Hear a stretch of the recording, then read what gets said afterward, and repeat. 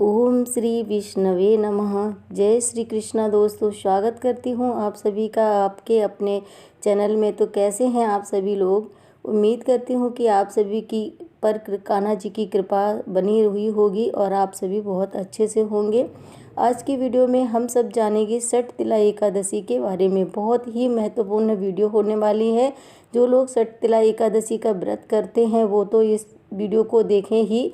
जो लोग व्रत नहीं करते हैं उनके लिए भी बहुत अच्छी अच्छी जानकारी देने वाली हूँ वीडियो के एंड में। तो आप वीडियो के एंड तक बने रहिएगा। और अगर आपने अभी तक इस चैनल को सब्सक्राइब नहीं किया है तो प्लीज़ इसको सब्सक्राइब कर लीजिएगा।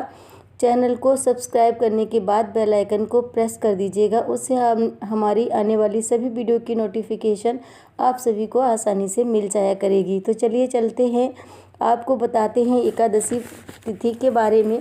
वर्ष 2023 में माघ महीने की शुरुआत 7 जनवरी से हो चुकी है और माघ के महीने में भगवान श्री हरि नारायण और उनके अवतारों की पूजा का बड़ा ही विशेष महत्व होता है। इसी कारण से माघ महीने में पड़ने वाली एकादशी का महत्व भी कई गुना बढ़ जाता है। माघ मास की कृष्ण पक्ष की एकादशी को षठ तिला एकादशी कहते हैं और वर्ष 2023 में षठ तिला एकादशी का व्रत जो है 18 जनवरी दिन बुधवार के दिन रखा जाएगा। आइए सबसे पहले यह जान लेते हैं कि इस एकादशी को षठ तिला एकादशी क्यों कहते हैं और षठ तिला एकादशी का अर्थ क्या होता है।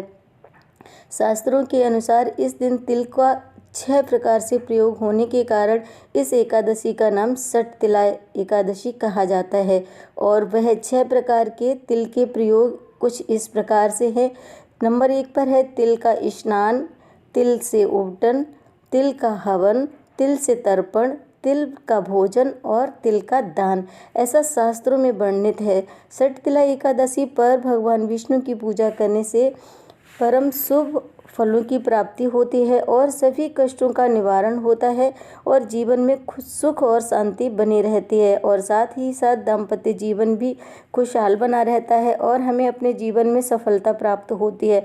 अन्नदान का वर्णन जिस प्रकार स्वयं भगवान विष्णु ने षठ तिला एकादशी की कथा में किया है, इस प्रकार का वर्णन किसी और एकादशी में भगवान ने नहीं किया है। तो आइए भगवान श्री लक्ष्मी नारायण का ध्यान करते हुए षठ तिला एकादशी की व्रत कथा को सुनते हैं। एक समय नारद जी ने भगवान श्री हरि विष्णु से षठ तिला एकादशी का महात्म्य और कथा सुनने का आग्रह किया। तब भगवान विष्णु ने नारद जी से कहा कि हे नारद, मैं तुम्हें सत्य घटना बतलाता हूँ, तुम ध्यानपूर्वक सुनो। प्राचीन काल में मृत्युलोक में एक ब्राह्मणी रहती थी। वह सदैव ही व्रत व उपवास किया करती थी और एक समय तो उसने पूरे माह के महीने में लगातार व्रत करा जिससे उसका शरीर बहुत दुर्बल हो गया था। उस समय माघ का महीना चल रहा था।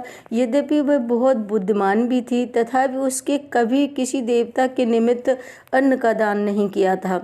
इससे मैंने सोचा कि ब्राह्मणी ने व्रत करके अपना शरीर तो शुद्ध कर लिया है तो इसे विष्णु लोक तो अवश्य मिल जाएगा, परंतु इसने कभी अन्न का दान नहीं किया है, इसलिए इसकी तृप्ति होनी थोड़ी कठिन है।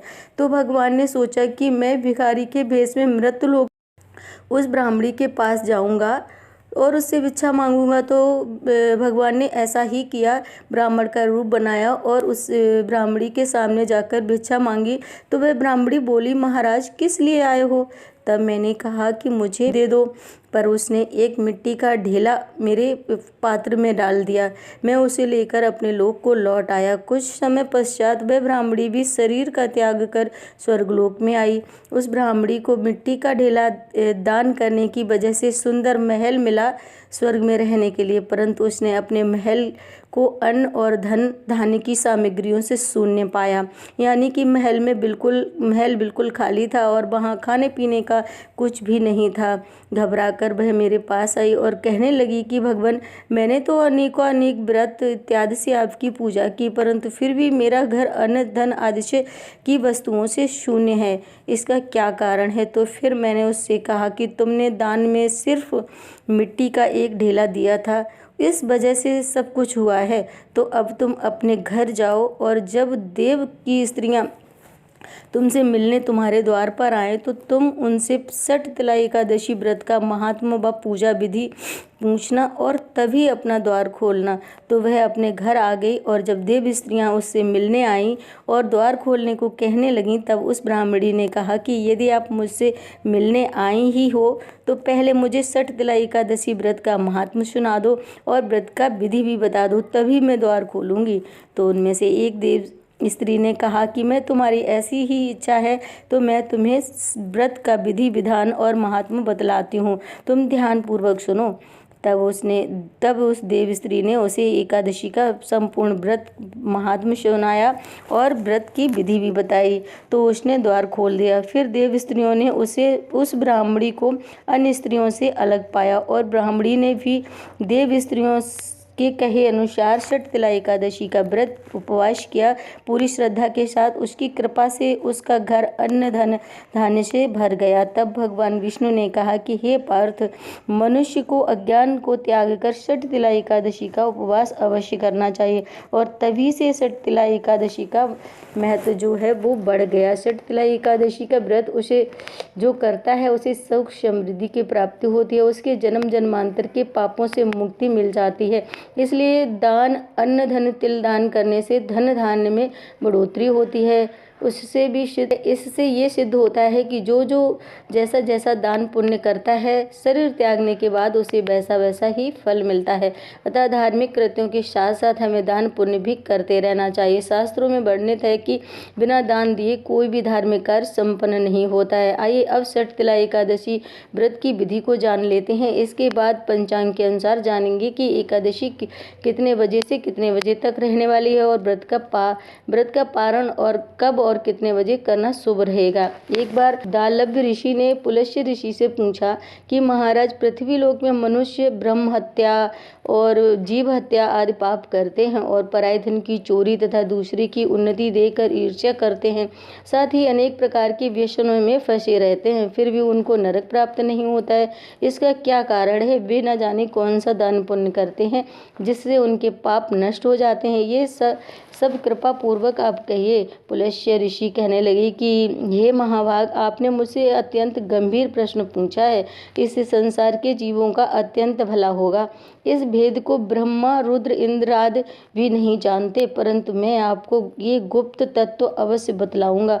उन्होंने कहा कि माघ मास के लगते ही स्नान आदि करके शुद्ध रहना चाहिए।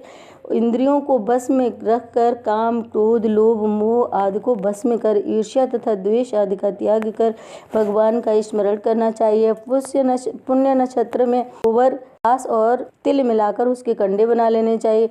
उन कंडों से 108 हवन करने चाहिए।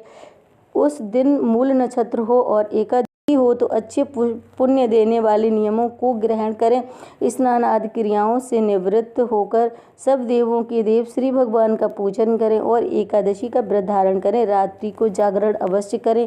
एकादशी के दिन पहले यानी कि दशमी के तिथि को बहुत ही सात्विक अन्न खाएं, ताकि हमारे पेट में एकादशी के दिन कोई भी अपच अन्न न रह जाए। एकादशी के दूसरे दिन यानी कि द्वादशी के दिन धूप, दीप, नैवेद्य आदि से श्री हरि की पूजन करें। भगवान को खिचड़ी का भोग लगाएं। उसके पश्चात पेठा, नारियल, सीताफल या सुपारी आदि से अर्घ्य देकर स्तुति करनी चाहिए कि हे भगवान, आप दोनों को शरण देने वाले ही इस संसार रूपी समुद्र में फंसे हुए का उद्धार करने वाले हो। हे पुरुषोत्तम काश है जगतपते, आप लक्ष्मी जी सहित इस तुच्छ अर्घ्य को अर्पण करें। इसके पश्चात जल से भरा हुआ घड़ा ब्राह्मण को दान करें, और ब्राह्मण को तिल पात्र व श्यामा गऊ देना भी उत्तम होता है। तिल स्नान भोजन दोनों ही श्रेष्ठ होते हैं। इस प्रकार जो मनुष्य जितने ज़्यादा तिलों का दान करता है उतने ही 1000 वर्ष स्वर्ग में निवास करता है। भगवान के भोग में तुलसी जी की पत्तियों को अवश्य ही डालना चाहिए, क्योंकि बिना तुलसी दल के भगवान भोग स्वीकार नहीं करते हैं। परंतु एक बात का विशेष ध्यान रखें कि एकादशी और रविवार के दिन तुलसी की पत्र को नहीं तोड़ना चाहिए। षठ तिला एकादशी के व्रत के कुछ नियमों का पालन करना आवश्यक होता है, तो जो इस प्रकार हैं। इस दिन लकड़ी का दातून नहीं करें। नीम, नींबू, जामुन या आम के पत्ते चबाकर दातून कर लें। उंगली से गले को साफ कर लें। दूसरा नियम है, एकादशी पर किसी भी रूप में चावल का सेवन नहीं करना चाहिए।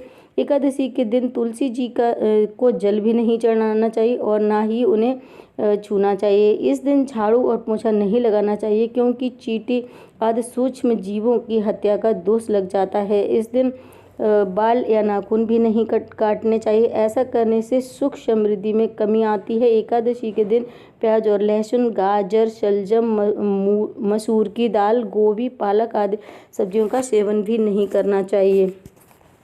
तो आइए अब पंचांग के अनुसार शुभ मुहूर्त को बता देते हैं। षटतिला एकादशी तिथि प्रारंभ हो रही है 17 जनवरी की शाम 6:05 से दिन मंगलवार को, और समाप्त हो रही है 18 जनवरी बुधवार की शाम 4:03 पर। सूर्योदय के समय तिथि 18 तारीख को मिल रही है। इस कारण व्रत 18 जनवरी को ही रखा जाएगा, क्योंकि हमारे यहाँ उदया तिथि की पूजा की जाती है, तो उदया तिथि जो है वो 18 तारीख को मिल रही है। अगले दिन 19 जनवरी गुरुवार के दिन सुबह पारण करना शुभ रहेगा। शुभ मुहूर्त रहेगा 7:14 से लेकर 9:21 के अंदर अंदर ही आपको अपने इसी मुहूर्त के अंदर आपको अपने व्रत का पारण कर लेना है, क्योंकि जब हम एकादशी का व्रत शुभ मुहूर्त में पारण कर लेते हैं तभी हमें व्रत का पूर्ण फल मिलता है, नहीं तो हमारा व्रत जो है अधूरा रह जाता है। उम्मीद करती हूँ कि आप सभी को वीडियो पसंद आई होगी। अगर वीडियो पसंद आई होगी तो लाइक कीजिएगा।